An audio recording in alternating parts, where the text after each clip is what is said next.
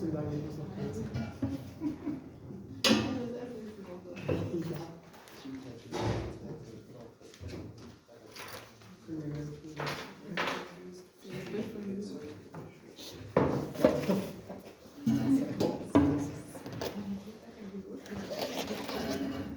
Big one forward, small one backwards, and the top one is for highlight. Nice. Okay. Okay.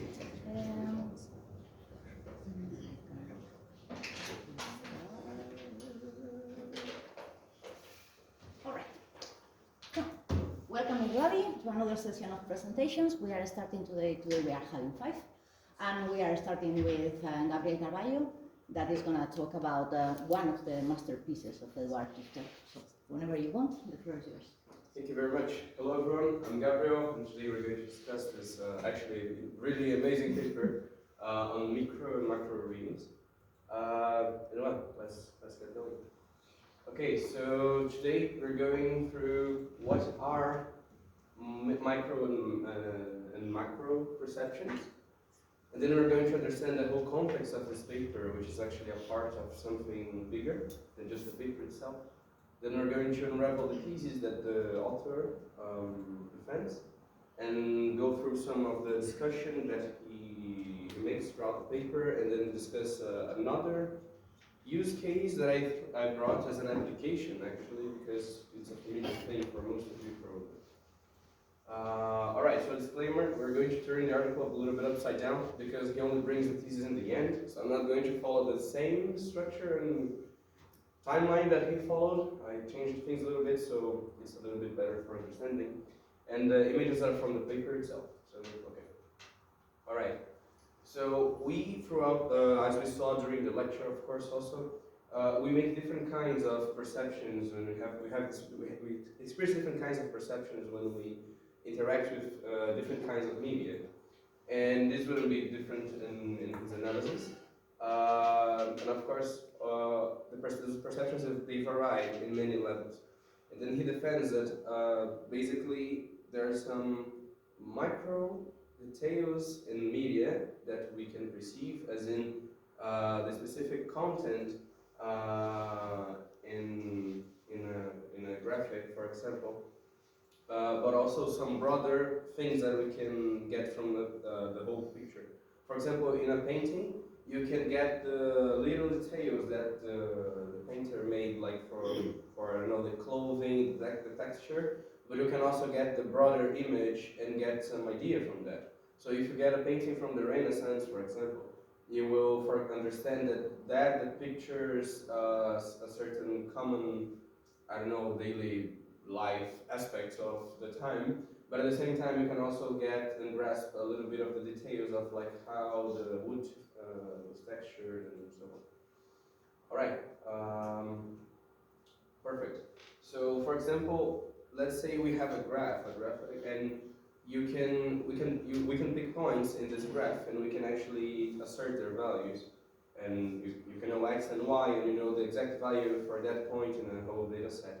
But at the same time, observing the whole graph, we can picture the behavior and, well, get to conclusions. Alright, so Envisioning Information is the book in which this paper can be found. And it actually gives us the whole background and the context for this paper. And the main question that author gives to us is, how are we to represent the rich visual world of experience and measurement on mere flatland? And by flatland actually refers to paper. So this work is actually more focused on paper. So how to represent things on paper or in screens also, but when you have this flatland, you don't have a way to actually interact with the object. So how to actually represent them in a more sophisticated way that is more natural to our perception. Alright, so yeah, so it's just a book on how to enhance dimensionality and density of portrayals of information, and those are the author's own words. Yeah, so we'll get a little bit more in depth on density, for example, because that's one of his main points actually throughout the book, but this paper specifically. So the thesis actually, it is not how much empty space there is, but rather how it's used. It's not how much information there is, but rather how effectively it's arranged. And that's actually very interesting because the discussion he brings to the table is that, for example, nowadays I think it's perceivable how minimal or minimalistic design is getting more and more famous. And that's actually pretty cool. Like it looks good, it's aesthetic, it's nice. But at the same time, how to guarantee that this minimal design actually functions the way it's supposed to, depending on the application that you have for your design. Alright, so as a first example for our discussion, I don't think that it's probably not so clear to see because the image is like there are a lot of tiny details, but with the aid of this it should be good.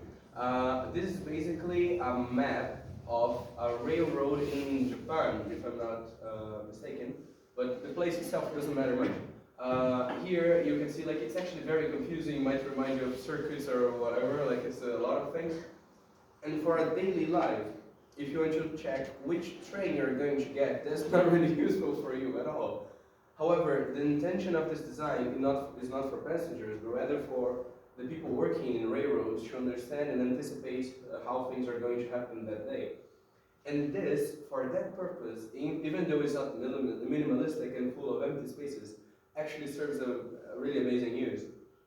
Here, in the vertical axis, we can check the station. So each line in the horizontal is a station. And from left to right, we have the idea of time. It's just a timeline. And then when you get those those diagonal lines, these actually represents the time travel of each train from station to station. So for us passengers, that's not really useful. But if you are in a daily rush and you need to guess, like, oh, is that train going to crash into that other train? That's actually pretty easy to guess because you can visually see when the lines crosses and if that's going to be a problem or not. So it's a little bit cluttered and cool design-wise way of thinking, but at the same time, for the purpose of the design, it's actually pretty useful. So that's one situation in which the density is actually something that you want to have, because that's your intention. Okay, this I think is one of the coolest examples that he gives during the paper, throughout the paper. And this is the Vietnam memorial, from the Vietnam War Memorial, from the Vietnam War. And basically depicts the names of the war veterans, the people, the soldiers that died during the Vietnam War. And okay, and why is that interesting actually? And that's how they actually portray the names of the soldiers that died. You can see they're not in alphabetical order because actually the architect, the people, the person that designed this, decided to order them by date of death, actually, telling a story. The original idea was to do it in alphabetical order. However, it's the US, we have like a bunch of Smiths, for example.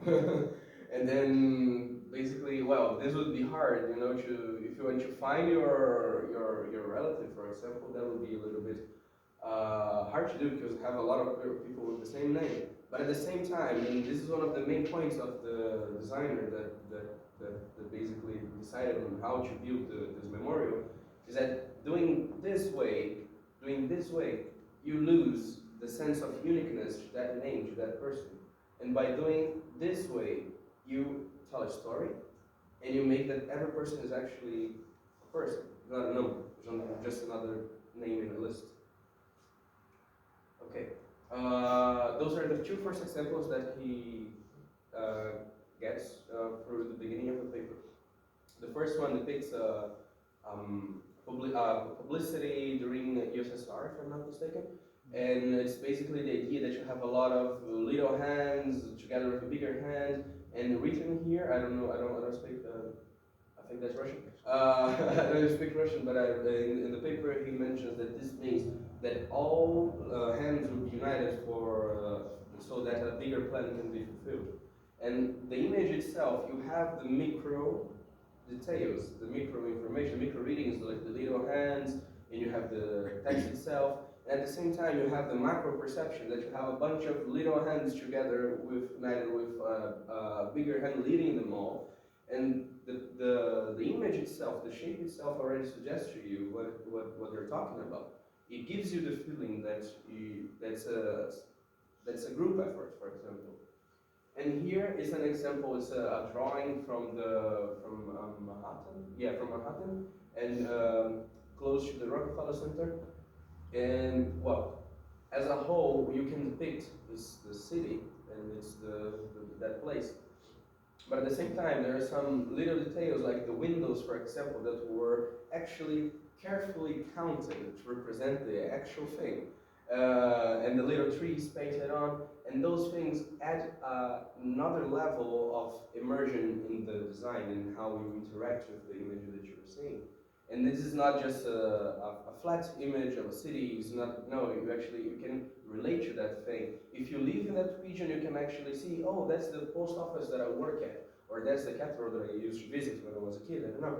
And then you can actually relate to the image. And there's another little detail that the author brings to your attention, is that deciding to do this drawing this way actually puts the sizes of the streets a little bit bigger than in real life, just so the buildings are not hidden from one another. So the buildings behind another building is not hidden. Then you still can experience the whole idea of the city itself. That's pretty cool. Oh, oops. All right, that's a map that probably should be a little bit hard for you to see, but those are actually a bunch of little squares. And this map depicts the population density in Tokyo. And the thing is, here, oh no, yeah, Tokyo is here, yeah, around here. But actually in the region in Japan. And the interesting thing about this one is that the idea that the author gives to us here is that instead of using just highlighting the state, for example, or region, and putting a percentage or a number, actually what they did in this design was to divide the whole map in equally sized squares, and then paint those squares with the amount of following the normalization of the amount of population in each region.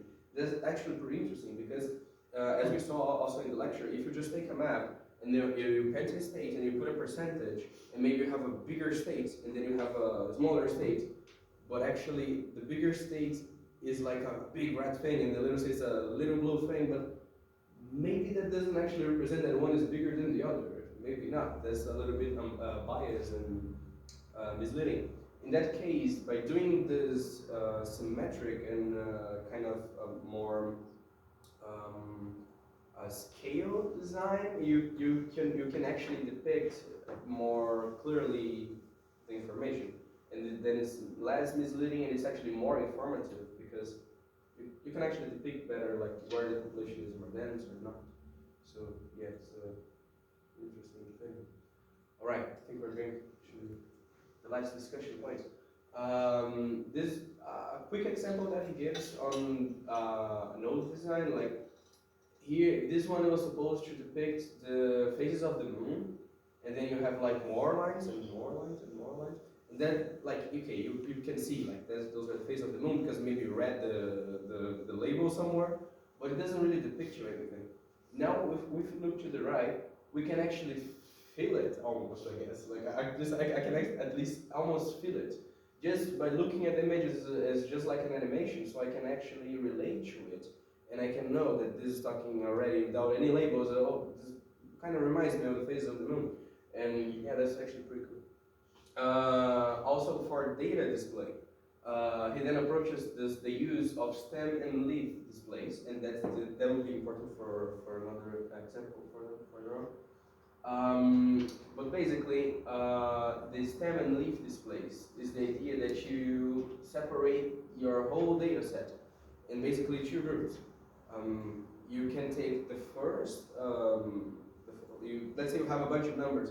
You take the first couple of numbers, and then you just add the rest to. Okay, it's better for me to just explain it's better to just explain practice. So here it's the height of 218 volcanoes, and it takes there's 100 feet unit as a base measure, so you're counting 100 to 100. All right. And basically, what it does here is that for example, yeah, he gives the examples here. 0, 9, what that means? Means that you have 0,000 feet, and then you have 900 feet. And here deep down you have 19,000 feet, and then 300 feet to the right side. And what that means is you put in the left the 1,000 values, and in the right the 100 values. And why is that interesting? Why is that useful actually? When you do picture all the 280 volcanoes, I mean, I think it's pretty clear. You have only 19 lines. You don't have 218 lines, so you don't have to go through a whole page, a handful of pages to actually know the height of all the volcanoes. And actually here, each one of those numbers in the right, each one of the numbers is a different volcano.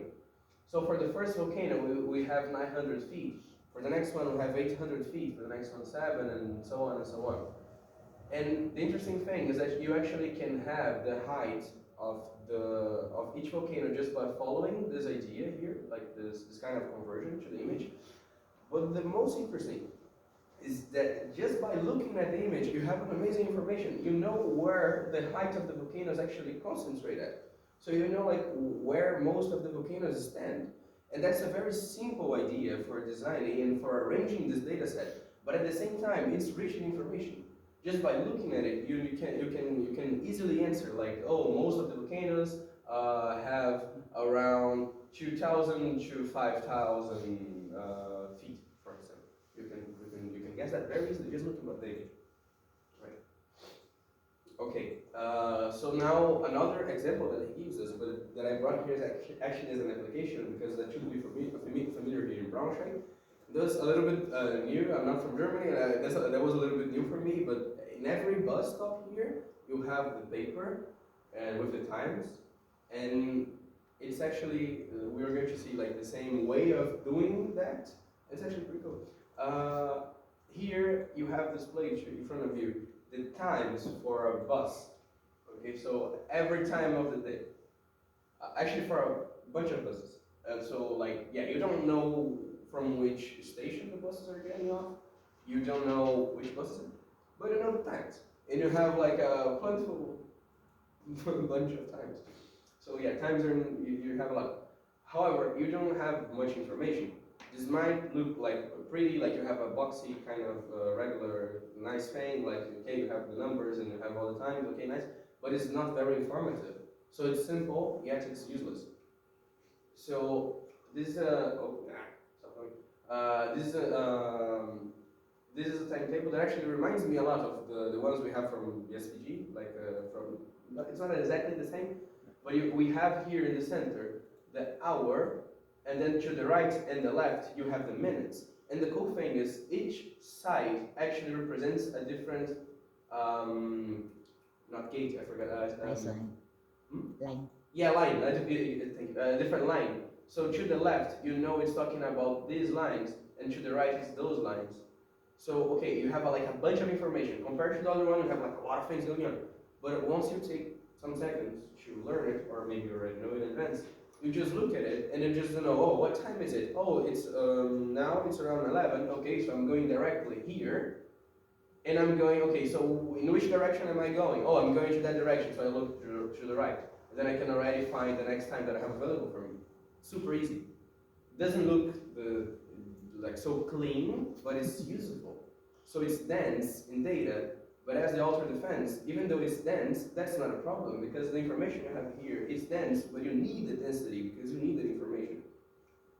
And then also like regarding shape, as we saw in the stem and leaf, that's actually a very similar application to that. It's kind of the same in a way. You can guess just for the shape. And yes, this was hand drawn, that's why it doesn't look so good. But you can actually just see, okay, in the morning I have a bunch of things.